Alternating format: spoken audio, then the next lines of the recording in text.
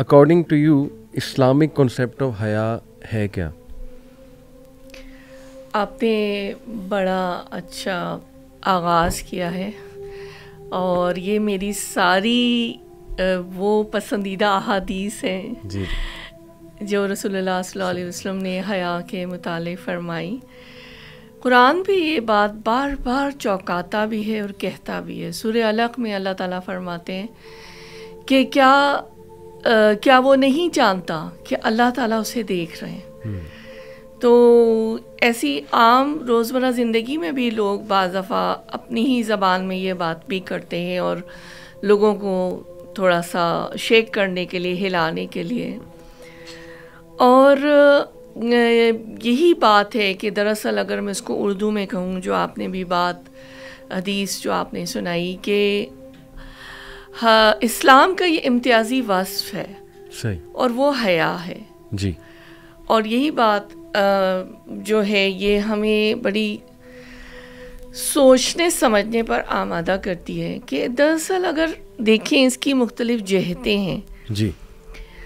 اور یہ جو بات ایک اور حدیث میں مجھے اچھی لگتی ہے جس کا مفہوم ہے کہ حیا کا حقدار سب سے زیادہ اللہ تعالیٰ ہے. تو اس کی 3 جہتیں یہ ہیں کہ سب سے پہلے تو جب ہم چاہے خلوت میں ہوں یا جلوت میں ہوں، لیکن چونکہ اللہ تعالیٰ ہمارے ساتھ ہیں اور ہمیں ہر وقت دیکھ رہے ہیں، تو ہم پھر کوئی ایسا منکر اس سے جو ہے ہمیشہ اس کے قریب نہیں جائیں گے اور اس سے بچنے کی کوشش کریں گے.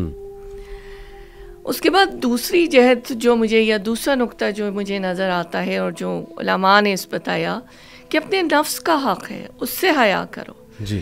یعنی وہ جو قرآن بھی بار بار کہتا ہے نا کہ تم اپنی جانوں پر ظلم نہ کرو، اپنی نفس پر ظلم نہ کرو.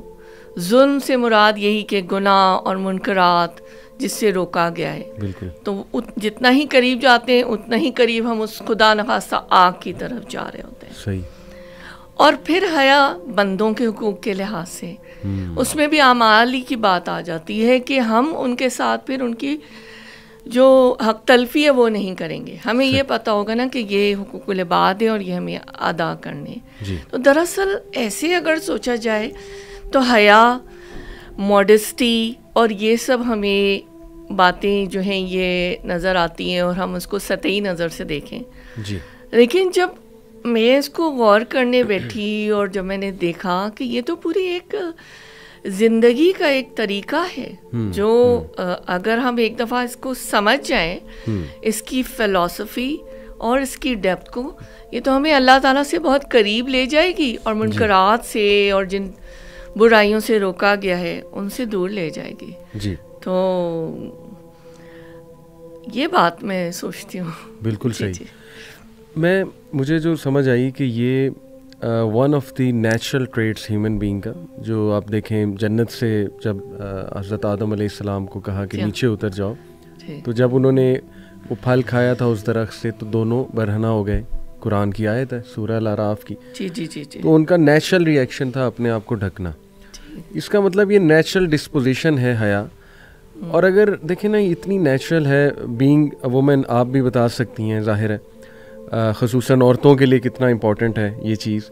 جب یہ اتنی نیچرل ہے تو پھر جب حیا کی بات کی جائے تو آج کل کے جو مطلب خواتین ہیں یا ہماری بچیاں ہیں لیٹ سے یونیورسٹی میں، ان کو ایک آگ سی لگ جاتی ہے. یعنی انہیں لگتا ہے کہ ان پہ کوئی پرسنل اٹیک کیا جا رہا ہے یا اس پہ بات ہی نہیں ہونی چاہیے، ہمیں کسی کو کچھ نہیں بتانا چاہیے. تو یہ کیسے ایٹیٹیوڈ جو ہے وہ بن گیا اگر یہ نیچرل ہے اتنا؟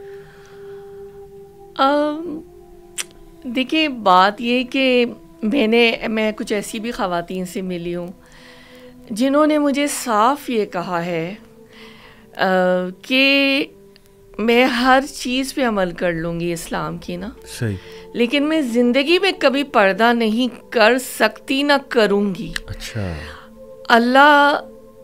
میں اللہ سے بھی توبہ طلب کرتی ہوں اور دعا کرتی ہوں کہ اللہ تعالیٰ کبھی ایسا موقع زندگی میں نہ آئے کہ ہم اتنے بے باک ہو جائیں ان باتوں میں. جی.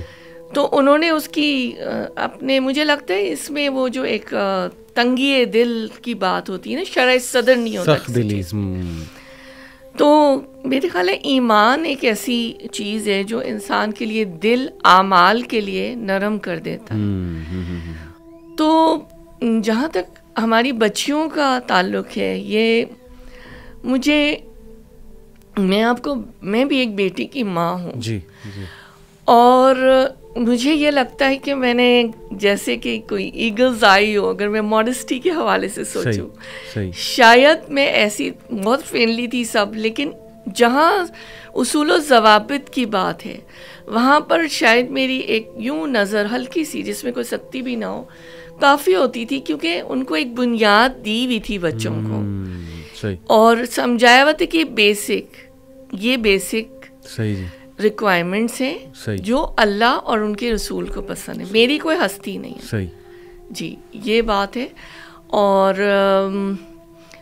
اس میں مجھے تو یہی لگتا ہے کہ یہ ایمان کی ہی میں بار بار بات کروں گی کہ ایمان، علم، شعور، آگہی وہ چیزیں نہیں ہے نا، تو اس وجہ سے ایسا ہو جاتا ہے کیونکہ ان تک پہنچا نہیں ہے، اور ان کو جتنے بھی احکامات اللہ تعالیٰ نے اتارے ہیں قرآن میں، ان کی اہمیت کا اسی لیے اندازہ نہیں ہے، اور ان کے نتائج کا.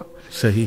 میں ہمیشہ ان باتوں میں یہ بھی سوچتی ہوں اللہ سے ڈرتے ہوئے کہ میری اور آپ کی اور ہم سب لوگ جو کوشش کر رہے ہیں شعور اسلام کا پہنچانے کی، اللہ کی محبت کی طرف راغب کرنے کی، ہماری ذمہ داری بہت زیادہ بڑھ جاتی ہے، کئی گنا بڑھ جاتی ہے کہ ہم اپنے پیغام اور میسج لوگوں تک زیادہ سے زیادہ پہنچائیں. بالکل ٹھیک.